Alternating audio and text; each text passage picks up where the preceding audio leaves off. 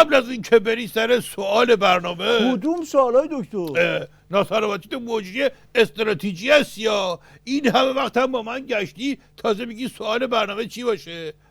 اینو که عمه مرحومه لاریجانی و زرقامی و باقی اون تیر طایفه خودیای سابق عظما حذف شده های لاحق میدونن که. بله میدونم.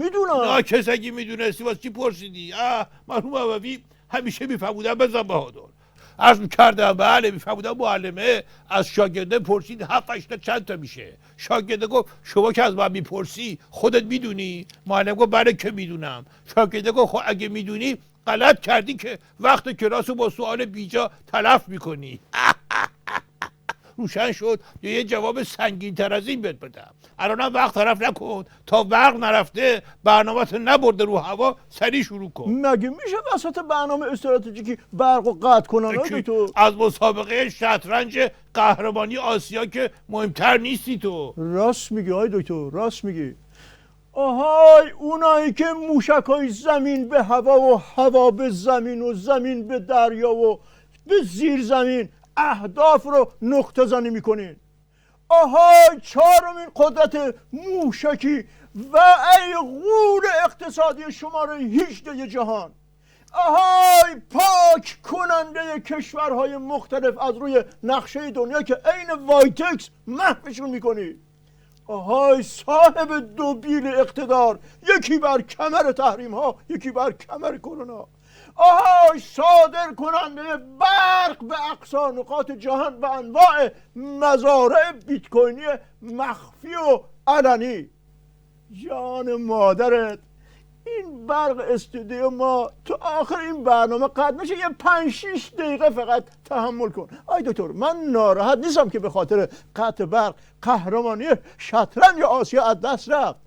از سیاه نمایش میترسم آی دکتر که همه آسیا بفهمن تو نظام چه خبره، چاک دهنم که ندارن بیرن به بقیه دنیا میگن. ممکنه تو آسیا شکست خورده باشیم ولی تو دنیا همه شطرنج بازا رو با فدراسیوناشون رو هم مات کردیم را پیکاره. ولی بالاخره شطرنج بازا ایرانی باختن. اون دیگه تقصیر خودشون بود، حواسشون نبود که نظام عین رونالدینیو اینور نگاه میکنه پاسو میده اونور. شطرنج بازا حواسشون به اسب و فیل بود اما از خر ضربه خوردن.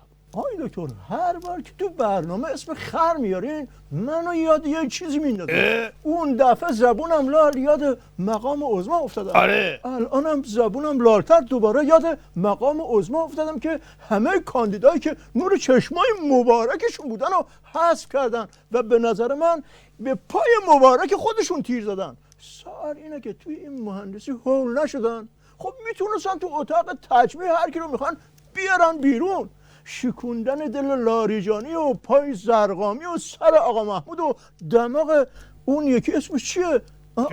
جهانگیری چیز کمی نیست های دوباره تو رفتی تو هپرود برای خودت دیگه. یه طوری میگی انگار خود بدبختش عظمانه میگم عقلش به این چیزای یه قرونی نمیرسه. بعد تو باید بگی تو بیا فعلا کره زمین اون وقت بگو دیگه چه کار کنه این بدبخت. آخه مقام عظما هر بار انتخابات رو انداخته از دفعه قبل بدتر شده. اشکال کجاست؟ اشکال اونجاییه که فضولیش به تو نیومده.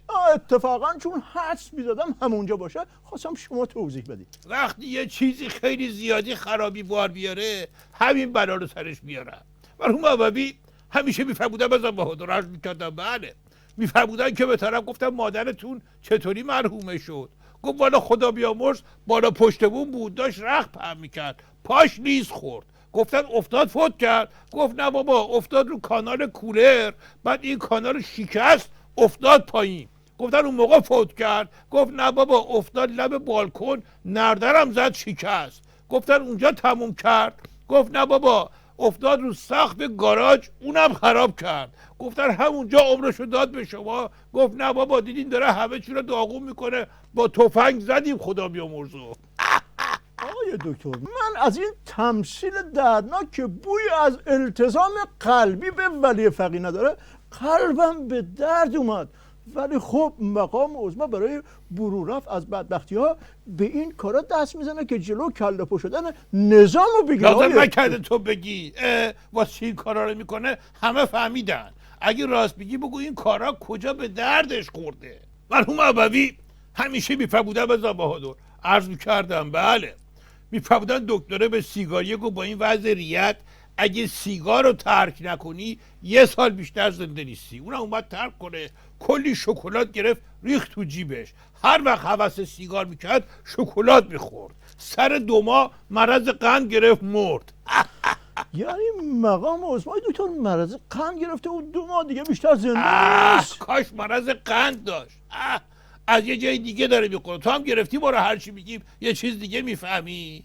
مرحوم ابوی همیشه میفرمودن بزن بهادر، عرض میکردم بله، میفرمودن مشنگی رو به امتحان رانندگی بده، افسر پرسید آینه کجاست، مشنگی گفت تو کیفم سرکار، بدم خدمتتون، تو هم شدی همین یارو. آی دکتر من کجا حرفو نفهمیدم؟ تو همین برنامه من زودتر از شما گفتم که عظما به پای خودش شلیک تو کرد. تاکتیکیشو دیدی، استراتژیکی رو ندیدی که خودشو خفه کرده. یه قدم از فردا غلط کردم گفتن و زهر خوردم گفتنش چند برابر گرونتر تموم میشه واسه. من منظورتون رو نمیفهمم آی خب دکتر. اگه میفهمیدی تو میبینی میشستی اینجا جای من، میشدی دکتر ابر استراتژیست، منم میشستم جای تو میشدم یه مجری که نمیدونم استراتژیست هست یا نه.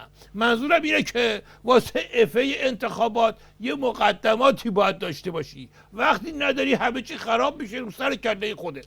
مرحوم ابوی همیشه میفرمودن بزن بهادر، عرض میکردم بله، میفرمودن مشنگه میگفت اولین شرط واسه یاد گرفتن شنا کنار گذاشتن ترس و ول کردن و رها کردن خوده، ولی وقتی پرید کلش خورد به کف سیمانی شکست، فهمید اولین شرط آبه. آیا دکتر من دیگه نمیتونم ساکت بمونم. من که خیلی ساکت شما بودی. تو این برنامه عظمایی رو که به اندازه کافی از زهر و مهندسی انتخابات و از همه مهمتر اون طرزی که قرار اسمشو نیاریم کردین کیسه بکش خودتون رو هرچی از دهن مبارکتون در اومد تو که خودت ایشون داشتی گفتین، الان آی پوز میدادی دکتر. که قبل از من آخه تو بودی که قربونت گفتی به برم پای خودش اون شلیک مقام کرده. بدبخت کیسه بکش. فلج شده این شما